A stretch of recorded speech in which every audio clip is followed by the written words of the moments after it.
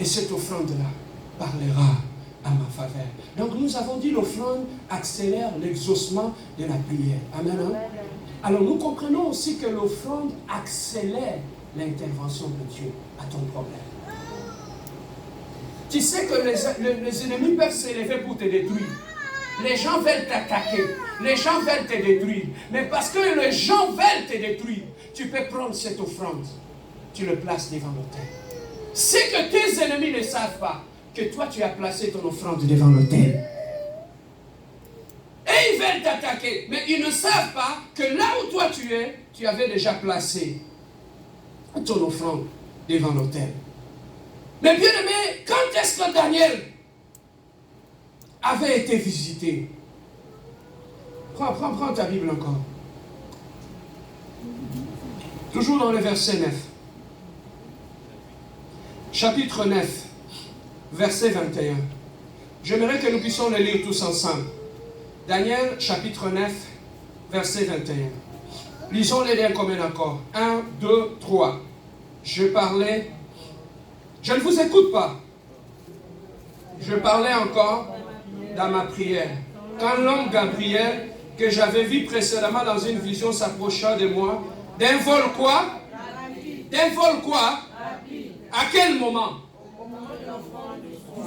Ah, tu as vu? Quand est-ce que l'ange est venu? C'est au moment de l'offrande. Du soir. Et il est venu lentement. Il n'est pas venu pendant la prière, mais il est venu quand? Pendant l'offrande. Le soir, qui peut symboliser un temps de la confusion. Tu peux être au temps du soir dans ta vie, où tout est sombre.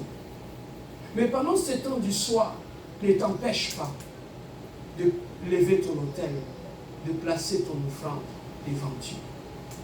Car une offrande parle. Et Dieu écoute le langage de l'offrande. L'argent qu'on vient de poser ici.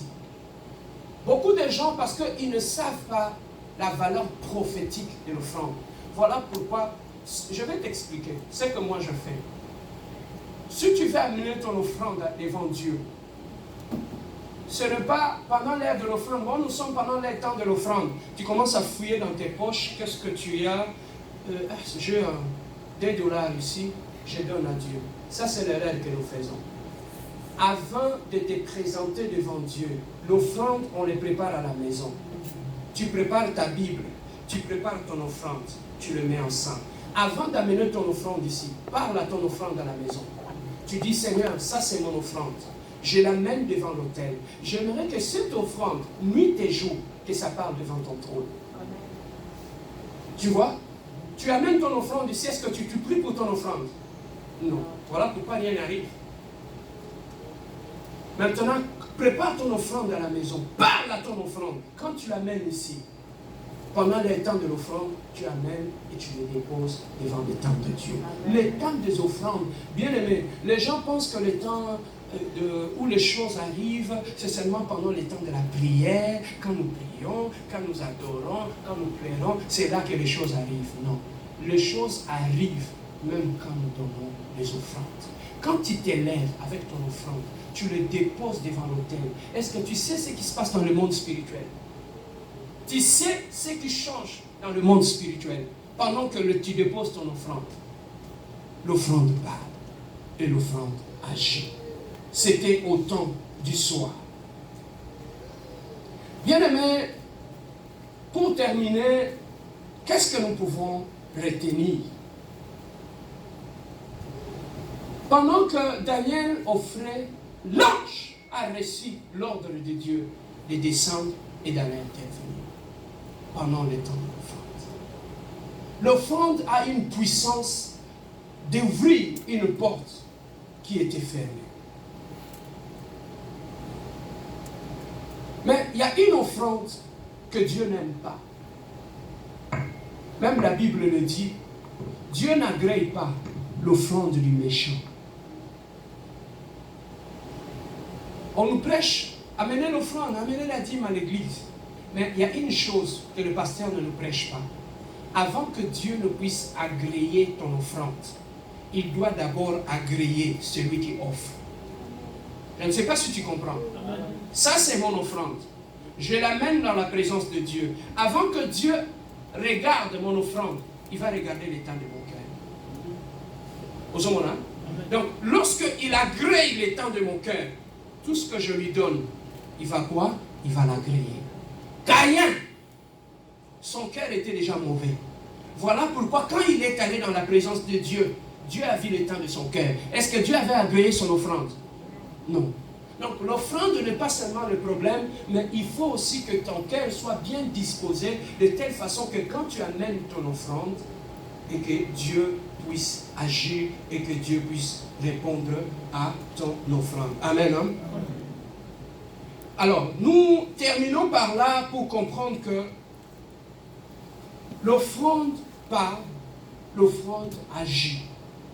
Dans le domaine spirituel, dans le monde spirituel, l'offrande a un grand impact dans notre vie. Voilà ce que nous pouvons retenir. C'était juste l'introduction. Prochainement, nous irons encore plus en profondeur où nous parlerons sur le mystère de l'offrande. Comment les offrandes ont changé des choses, comment les offrandes ont changé de vie de gens. Voilà pourquoi, bien-aimé, ne néglige pas l'offrande. Ne néglige pas les temps de l'offrande. Pour ta vie, offre une offrande. Pour lorsque tu sens, tu dis, Dieu, je ne suis pas encore marié, mais je sais que mon mariage arrive. Pour mon mariage futur, je prends cette offrande. Donne un nom à ton offrande avant de venir le déposer. Oui, ok? Amen. Donne un nom. Comment tu appelles ton offrande? Tu dis, Seigneur, pour mes études, je commence la nouvelle année, qui commence au mois de septembre. Je prends mon offrande pour mes études. Seigneur, que cette offrande, durant toute l'année académique, que cette offrande, bah! Tu commences un travail. Prends ton offrande. Tu dis, Seigneur, pour le travail que tu m'as donné, je prends cette offrande, je le mets sur l'autel.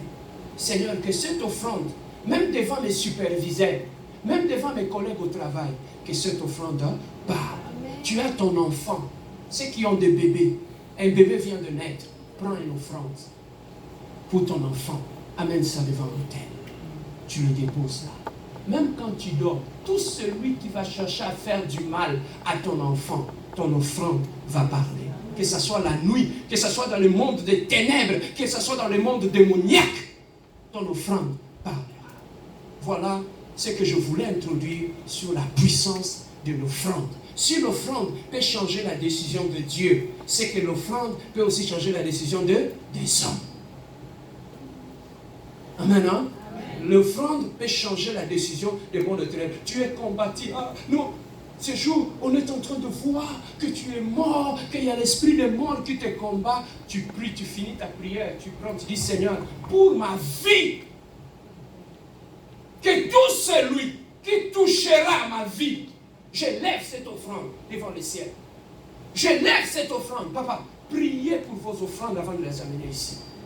Tu dis, Seigneur, pour ma vie, je lève cette offrande. Que celui qui se lèvera pour détruire ma vie, la vie de mon enfant, Seigneur, que cette offrande, bah, devant ton trône. Noé n'avait pas prié, il avait seulement brûlé son offrande. Et ça poussait Dieu à parler. Il y a des offrandes qui poussent Dieu à parler. Amen. Tu veux que Dieu dise quelque chose pour ta vie, pour ton mariage, pour ton problème, pour ces difficultés qui combattent ta vie. Utilise l'offrande. Voilà pourquoi j'aime quelque chose que j'aime appeler le nyonsoka. Est-ce que tu peux dire nyonsoka? Dis nyonsoka. Tu sais le nyonsoka c'est quoi? Tu ne sais pas? Tu sais la karateka. Et yawé ça nyonsoka. Na bitumba. Karateka et zali. Mais tant que utiliser le nyonsoka. Tu sais le nyonsoka c'est quoi? Nyonsoka, ça veut dire nuance. Tu m'attaques, j'utilise la prière. Tu m'attaques, je prends mon offrande, j'utilise l'offrande. Donc tout ce que j'ai, je l'utilise. Nyonsoka. Nyonso. Donc, papa, on t'a attaqué au son et karatéka au sein. Au sein du karatéka. Mais maintenant, dans le monde des ténèbres, quand on t'attaque, on utilise les quoi? Les nyonsoka. Donc, on t'a Nabutu, le matin, on a tout mis dans la prière. na moi na côté bino chaîne na tumbi bino dimanche quand on a l'église na sur offrande na tcheli boso hôtel boto basiko botel so bosa bilombe botel papa bino ne botike la bango utiliser les nyonsoka tu vas voir